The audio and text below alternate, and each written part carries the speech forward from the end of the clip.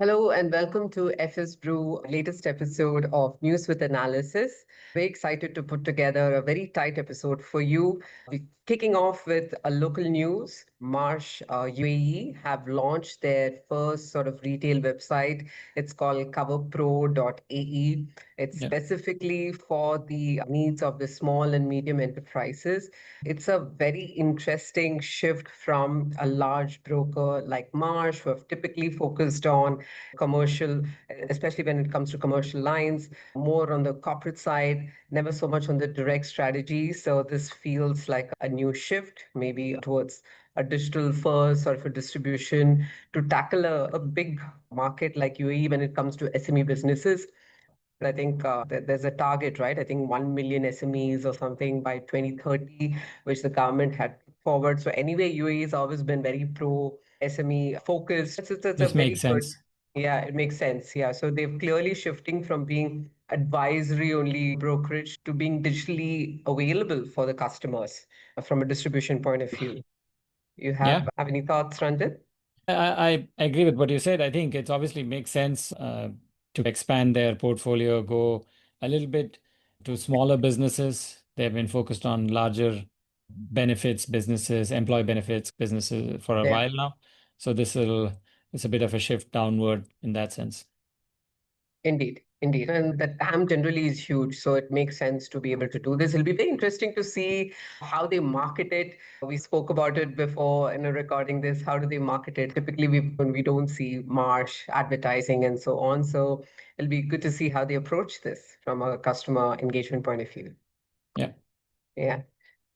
I'll continue on the next news, and we've got some global funding news. There's a very interesting report by Be Insure. It's called the Global InsurTech Funding Report, and that report basically says that the funding capital flow towards the insurtechs have risen by 19.5% versus the previous year to $5.1 billion. Now, I think this has been the sharpest sort of an increase. I think the last time such a capital flow one saw was in 2021. And this is all because of these startups are typically having embedded solutions, which is great news, Ranjit. I'm sure you'll be happy to note this. Yeah, absolutely. Yeah, and the funny thing is, majority of this funding was for AI focused ones, and not very funny given the environment. And fairly large deal sizes, average deal size $26 million, and all of them top ones involved liability, cyber insurtechs raised $440 million as per Gallagher Reinsurance News, the insurer, a couple of sources that we referred, right? And we Yeah. will talk about a few of those funding sources subsequently. One of them, obviously, that caught our eye was the Pace InsurTech, which is basically the operational workflow for insurance companies, and it's AI native. And that's raised about $46 million in Series B funding. Mhm. So this is co-led by big names like Thrive Capital and Sequoia Capital. And Wow. Corgi, obviously, we talked about it in a previous episode. Yes. May 6th, they raised 160 million Series B funding at a whopping valuation of 1.3 billion. Yeah, that's a B. So they were unicorn. And a few weeks later, May 28th, they raised another 106 million at a 2.6 billion valuation. So doubling its valuation in three Crazy. weeks. Wow, this is, and I actually took a look at their website. So it's basically they're building a digital insurance company. So this is not just a technology play. It's a Yeah. full blown, think of it as if they succeed, it'll be a global AI native insurance company and something like a, let's say, a global play like a Zurich.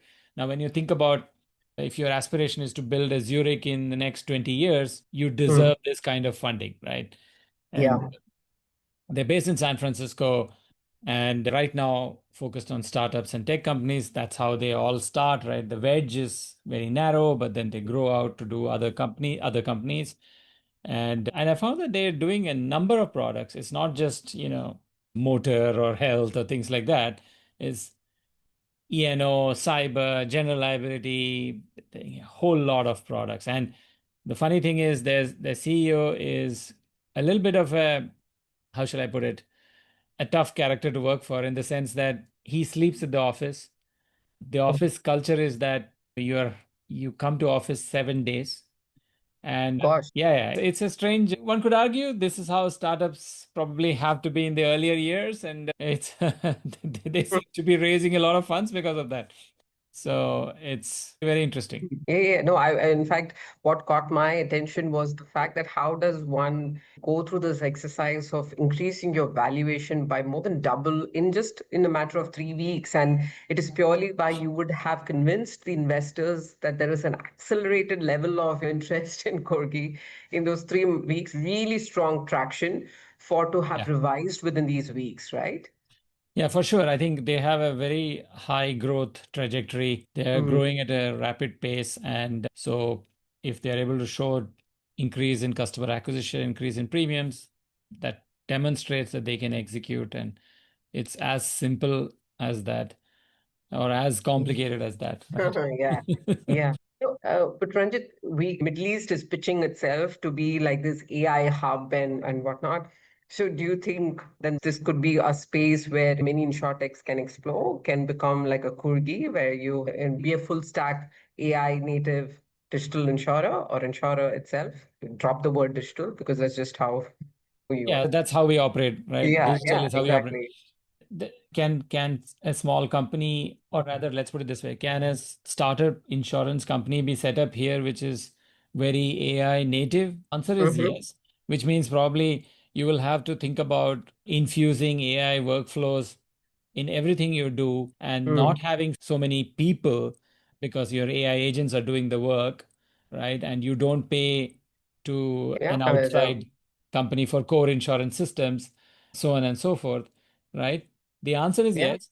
I don't think a regulation stops us from doing it, right? But to execute this, you will definitely need a lot of capital and compliance and stuff like that. So, yeah, I mean, do we have the capital is the question, right? Do we have enough capital to support somebody's dreams like this? Is the real question here. Yeah, capital is for sure there. How do we convince those guys carrying the capital that, Yeah. this is a case to put in? Yeah, Is, fair. yeah. I think if you come with big names in the market, like a CEO who's run an insurance company, right? A top underwriter who's well known in the market, you Mm. assemble a stellar team and say, hey, we have this dream and we have the execution capability. Now you just give me the capital, right? So then you could have sovereign wealth funds saying, okay, fine, you seem to be credible as operators here.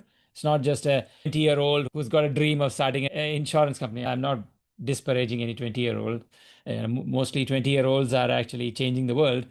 But to unlock this amount Get of it. capital, Yeah. you need some Yeah, serious yeah. names here, right? Yeah, yeah. And also, insurance is, let's face it, it's fairly complex versus with being in Yeah, the tech space. So you need that little bit of insider experience and stuff. But that is yeah. an excellent insight, excellent point to be putting together a stellar team. And we see that the buzz around one of the insurtechs that we covered in the last episode, which is with Kiwi Insurance.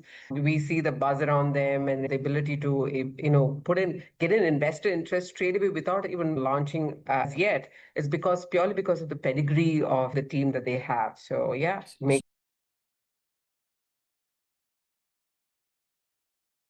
TV insurance. We picked it up in the last Yes. episode. Yeah. Yeah, I just wanted to make sure our listeners also heard that. Yes. Okay. Kiwi as in the fruit kiwi. Yeah. Oh Absolutely. no, kiwi as in the bird kiwi.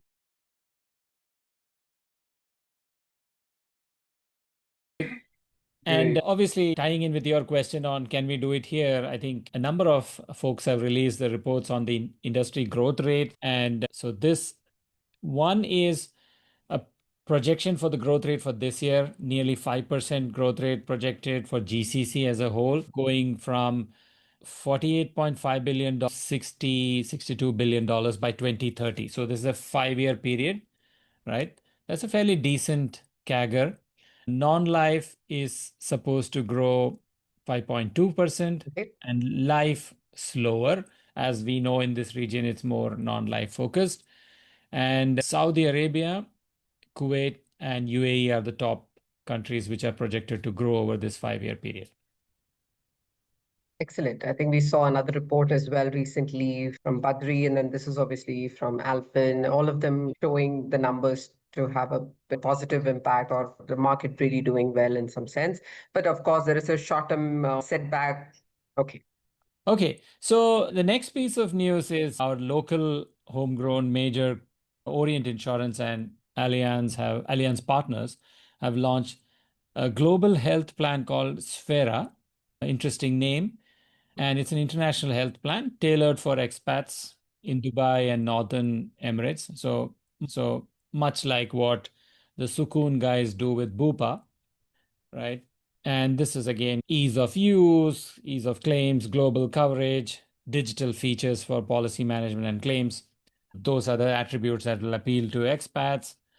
And another related news, Orient Insurance, and we know there are others also working on this type of cover.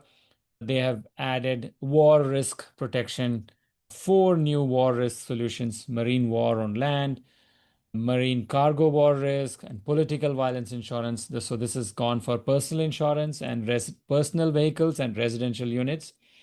So this is not just for business, this is for personal vehicles as well. So I want to understand how this is applied.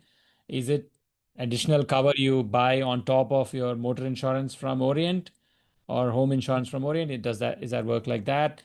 I Yeah. assume that many of this, obviously, marine cargo is for business, we understand.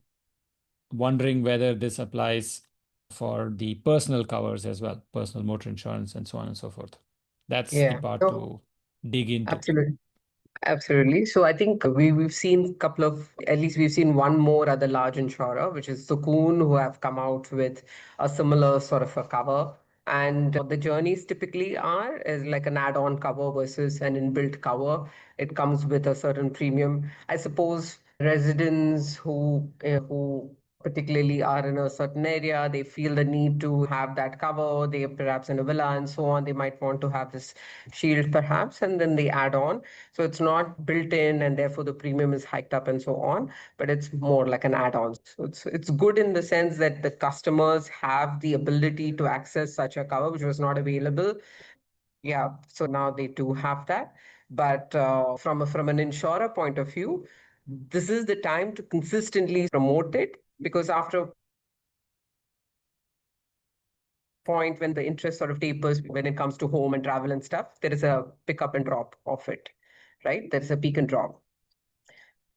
Okay, so that's the sort of product announcements from local market Orient Insurance perspective. So this is a snappy, short, and hopefully valuable news analysis. We would be working on bringing these kind of snappy analysis to you, our listeners, and make sure, obviously, before we sign off, we do that usual thing about just make sure you subscribe to our YouTube channel. Just make sure you go to our Spotify and follow the show, Apple Podcast, follow the show. It helps us to spread the news out there to find great listeners like yourselves.